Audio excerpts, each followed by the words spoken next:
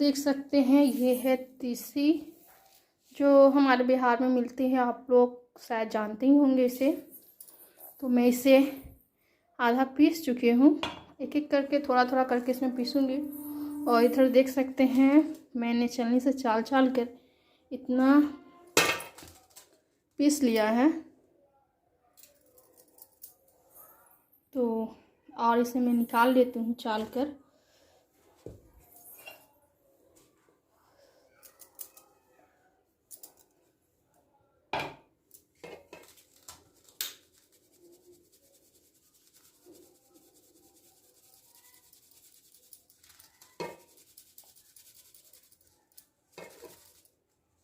तो देख सकते हैं ये मोटा वाला जो पार्ट है, इसे मैं फिर से इसको इस जार में डाल के फिर से इसे पीसूँगी।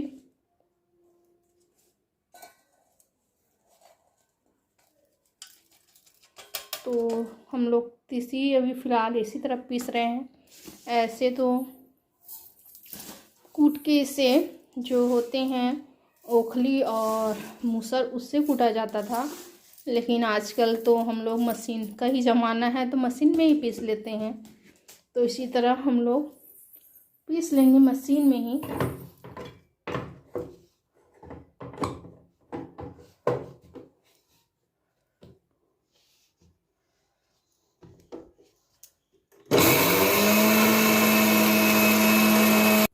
तो देखिए मैंने पीस लिया है और पीस के हमारा ऐसा निकल के आया है।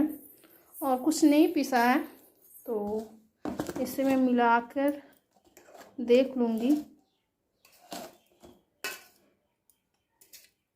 और पहले मैंने इस तीसी को भून लिया था अच्छे से। इसे भून कर लाल करके इसे मैं धूप में रखी हुई थी ताकि इसका कुरकुरापन बना रहे और ये आराम से पिस जाए।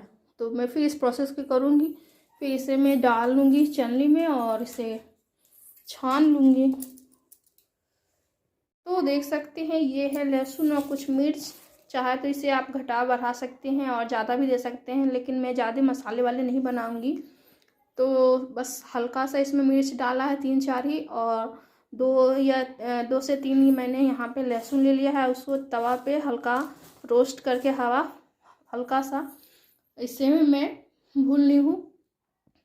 और इसके बाद जो बचा हुआ है लास्ट जो है तीसी, और उसी में मैं सारा चीज़ इसे डालकर इसे ठंडा कर ली थी मैंने। तो इसे मैं एक ही बार इसमें डाल के इसके संग ही पीस लूँगी। और देख सकते हैं यहाँ पे मैंने सारा जितना भी था तीसी मैंने पीस लिया है। अब बचा हुआ बस ये लास्ट है, इसे मैं पीस लेती हूँ।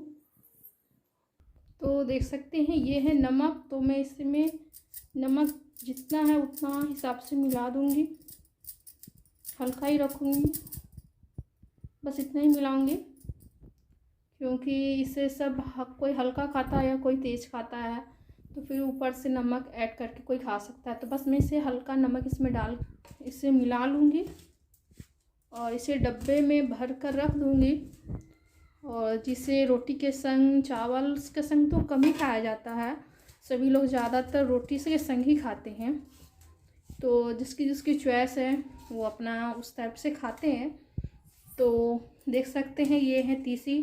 आप लोग के यहाँ यदि तीसी मिलती होगी तो इसी तरह पीस सकते हैं, इसे ऐड कर सकते हैं। मैंने मसाले जो आपको दिखाए वो मसाले मैंने इसमें ऐड नहीं किया है, क्योंकि मैं उनसे पूछ लूँगी, क्योंकि वो मसाले ज़्यादा खाते नहीं हैं। अब यदि मैं डाल दूँगी कहीं वो गुस्सा करने लगेंगे, इसीलिए मैंने इसमें सिर्फ नमक ही डाला है। यदि वो बोल देंगे कि उसमें डाल सकते हैं मसाला, तो मैं मसाला ऐड कर दूँगी और सबको मिक्स कर दूँगी। फ़िलहाल मैं इसे नमक ही मिलाई हूँ। और जो मसाले वाले हैं तो देख सकते हैं ये है मसाले वाले। इसे मैं फ़िलहाल इसी तरह छोड़ दी हूँ, क्योंकि मशीन भी मतलब लगातार इसे पीसते पीसते मसाले के मशीन जो होती है वो गर्म हो चुकी है, तो बहुत ही आवाज़ कर रही थी, इसीलिए मैंने इसे छोड़ दिया है। बस अब मैं इसे अपने डिब्बे में भर के रख देती हूँ और इस तरह हमारा रेडी है। तो देख सकते हैं फ्रेंड्स इस घर का हाल, क्योंकि अभी इस घर का भी पेंट होने वाला है, तो मुझे सारा सामान को शिफ्ट करना है। तो बहुत ही टेंशन हो रही है इतने सामान को शिफ्ट करने में। ये सारा सामान फिर मैं कहाँ रखूँ, कहाँ कैसे रखूँ, समझ में नहीं आ रहा है। तो अब देखिए इस घर का अब पेंट होने वाला है, तो इसीलिए मुझे सारा सामान को खाली करना पड़ेगा। तो जितने भी सारे सामान हैं मैं अपने उस घर में जो बेडरूम है उसमें मैं धीरे धीरे करके ले जा रही हूँ। देख सकते हैं ये घर इतना बिखरा पड़ा हुआ है। जितने भी छठ पूजा में कपड़े बच्चे पहने थे, हम लोग पहने थे, सारे वाले यह इसमें डाल दिए। इसको आयरन करना है। और ये सब जितने भी कपड़े हैं ये सब को मैं वहाँ पे ले जाऊंगी, जहाँ जिस अलमारी में डालना हो उसे अलमारी में डाल दूंगी। और ये देख सकते हैं ये हमारे दीदी के यहाँ का प्रसाद मेरे घर आया हुआ था, तो आपने देखा ही होगा। तो इसे भी मुझे वहाँ पे शिफ्ट करना है। सब चीज़ इधर से उधर समझ में नहीं रहा कहाँ कहाँ शिफ्ट करूँ। तो चलिए शुरू करते हैं आज का ब्लॉग। तो मैंने सारे कपड़े को धीरे धीरे करके अरेंज कर लिया था, क्योंकि इसे मुझे शिफ्ट करना था बेडरूम में। तो मैंने सारे कपड़े इतने सारे हो जाते हैं, ठंड भी आ चुकी है, कपड़े का तो ढेर आ जाता है, ठंड में तो कुछ ज़्यादा ही हो जाता है। तो मैं सारे कपड़ों को कलेक्ट करके अपने बेडरूम में रख दूँगी और इसी तरह घर को मैं एक एक करके खाली करूँगी। तो देख सकते हैं ये है हमारी दीदी के यहाँ का प्रसाद आया हुआ था, तो इसी में ओपन कर रही थी रात को, तो आप लोगों के संग शेयर कर रही हूँ। तो इस बार का जो हमारे छठ का जो प्रसाद आया है बहुत जगह से आया है। दीदी के यहाँ से आया, मेरे वहाँ मामा जी के बेटा हैं वो लाए, मेरे भैया लाए। जितने जगह का प्रसाद आ गया, उम्मीद से ज़्यादा थी, क्योंकि हर साल तो नहीं आता था पहले, लेकिन इस बार सभी लोग बोल रहे हैं कि पहले तो नहीं आता था लेकिन अब तो आना शुरू हुआ, तो मतलब आ ही रहा है। तो अंदर से बहुत ही खुशी हो रही थी, ये प्रसाद के बहाने ही सही, लेकिन सभी लोग घर आते हैं तो बहुत ही अच्छा लगता है।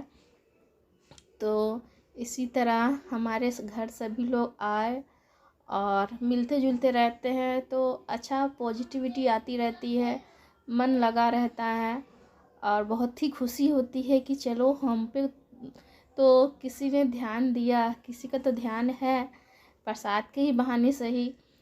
तो देख सकते हैं सारी चीज़ यहाँ पे मेरी सिस्टर जो हैं, आप लोग तो देख ही चुके होंगे कि मेरी सिस्टर कौन है। मेरी बड़ी वाली सिस्टर करती हैं छठ पूजा, तो वो सारे सामान फल प्रसाद सब यहाँ पे भेज दिए हैं। और देख सकते हैं ये है प्रसाद जो मैं अपने घर में दूंगी, क्योंकि हम लोग की जॉइंट फैमिली है तो सबका तो देना बनता है। तो आज का ब्लॉग कैसा लगा प्लीज़ लाइक कमेंट